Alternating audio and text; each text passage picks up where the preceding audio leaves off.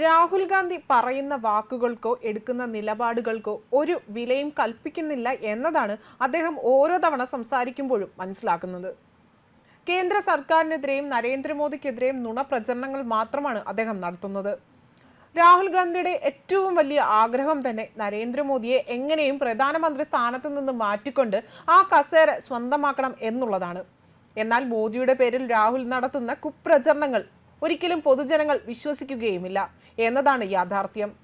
രാഹുൽ ആദ്യം ഏത് രാജ്യത്തെ പൗരൻ ആണെന്നുള്ളതിൽ വ്യക്തത വരണം. അതിന് അദ്ദേഹം തന്നെ മറുപടി പറയേണ്ടതുണ്ട്.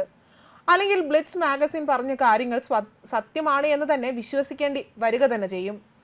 ഇപ്പോൾ രാഹുൽ ഗാന്ധിയെ കടന്നാക്രമിച്ചുകൊണ്ട് രംഗത്ത് വന്നിരിക്കുകയാണ് ആസാം മുഖ്യമന്ത്രി ഹിമന്ത് ബിശ്വ ശർമ്മ. പ്രധാനമന്ത്രി നരേന്ദ്രമോദിയെ സ്ഥാനത്ത് നിന്ന് പുറത്താക്കാനുള്ള അന്താരാഷ്ട്ര ഗൂഢാലോചനയുടെ ഭാഗമായിട്ടാണ് കോൺഗ്രസ് നേതാവ് രാഹുൽ ഗാന്ധി തിരഞ്ഞെടുപ്പിൽ പ്രചരണം നടത്തുന്നതെന്ന് അദ്ദേഹം പറഞ്ഞു. പ്രധാനമന്ത്രി നരേന്ദ്രമോദിയെ ഏതു വിധത്തിലും ആ സ്ഥാനത്ത് നിന്ന് മാറ്റണമെന്നാണ് രാഹുൽ ആഗ്രഹിക്കുന്നത്.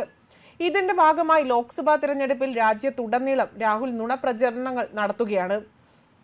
പ്രധാനമന്ത്രി OBC വിഭാഗത്തിൽ നിന്നാണ്. എന്തുകൊണ്ടാണ് പ്രതിപക്ഷ നേതൃസ്ഥാനം പിന്നോക്ക വിഭാഗത്തിന് കൊടുക്കാത്തത്?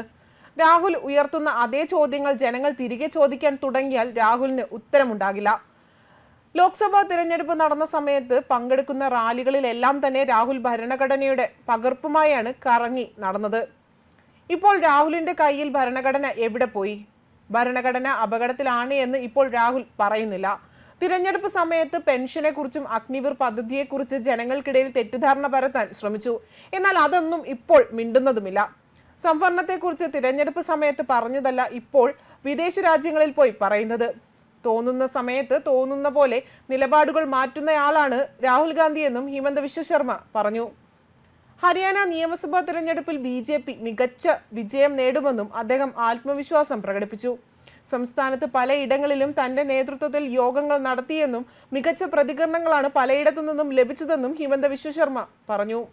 ഹരിയാനയിൽ കോൺഗ്രസ് ഭരിച്ചിരുന്ന സമയത്ത് മുഖ്യമന്ത്രിയുടെ പ്രദേശത്ത് മാത്രമാണ് വികസന പ്രവർത്തനങ്ങൾ നടന്നു വന്നത്. യാതൊരു സത്യസന്ധതയും ഇല്ലാത്ത പാർട്ടിയാണ് കോൺഗ്രസ്. എന്നാൽ BJP സംസ്ഥാനത്ത് ഒന്നാകെ വികസന പ്രവർത്തനങ്ങൾ നടപ്പിലാക്കിയെന്നും അദ്ദേഹം പറഞ്ഞു. ഒക്ടോബർ 5-നാണ് സംസ്ഥാന നിയമസഭയിലേക്കുള്ള തിരഞ്ഞെടുപ്പ് നടക്കുന്നത്. 8-ാം തീയതിയാണ് വോട്ടെണ്ണൽ. 2019-ൽ 40 സീറ്റുകൾ നേടി BJP സംസ്ഥാനത്ത് ഏറ്റവും വലിയ ഒറ്റകക്ഷിയായി മാറിയിരുന്നു. കോൺഗ്രസിന് 30 സീറ്റുകളാണ് അന്ന് ലഭിച്ചത്. അതേസമയം അമിത്ഷായും രാഹുലിനെതിരെ രംഗത്ത് വന്നിരുന്നു. അഗ്നിവീറുകളുടെ വിഷയവുമായി ബന്ധപ്പെട്ട് ചില പരാമർശങ്ങൾ രാഹുൽ ഗാന്ധി പറഞ്ഞിരുന്നു. പ്രതിപക്ഷ നേതാവ് രാഹുൽ ഗാന്ധി നുണ യന്ത്രമാണ് എന്ന് അദ്ദേഹം വിശേഷിപ്പിച്ചത്. അദ്ദേഹം പറഞ്ഞത് ഇങ്ങനെയാണ്: കോൺഗ്രസിന്റെ രാഹുൽ നുണ പ്രചരണ യന്ത്രമാണ്.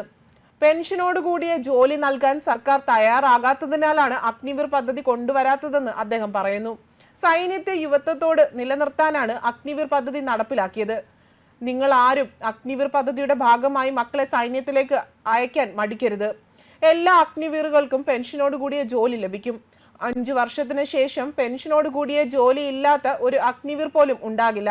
അക്കാര്യത്തിൽ ആരും തന്നെ ഭയക്കേണ്ടതില്ല എന്നും ഷാ പറഞ്ഞു. കേന്ദ്ര സർക്കാർ ആവിഷ്കരിച്ച അഗ്നിവീർ പദ്ധതിയെ രാഹുൽ ഗാന്ധി രൂക്ഷമായായിരുന്നു വിമർശിച്ചിരുന്നത്. അഗ്നിവീർ എന്നത് ഉപയോഗശേഷം വലിച്ചെറിയുന്ന തൊഴിലാളിയാണ് എന്നും കുഴിബോംബ് സ്ഫോടനത്തിൽ ജീവൻ നഷ്ടമായ അഗ്നിവീറിനെ കേന്ദ്ര സർക്കാർ രക്തസാക്ഷി എന്ന് വിളിച്ചില്ല എന്നും രാഹുൽ അടുത്തിടെ പാർലമെന്റിൽ പറഞ്ഞിരുന്നു. അതേസമയം ഇതിനെതിരെ പ്രതിരോധ മന്ത്രി രാജ്നാഥ് സിംഗ് പോലും രംഗത്ത് വന്നിരുന്നു. രാഹുലിൻ്റെത് തെറ്റായ പ്രസ്താവനയാണെന്നായിരുന്നു അദ്ദേഹം പറഞ്ഞത്. ന്യൂസ് ഡെസ്ക് കർമ്മ ന്യൂസ്.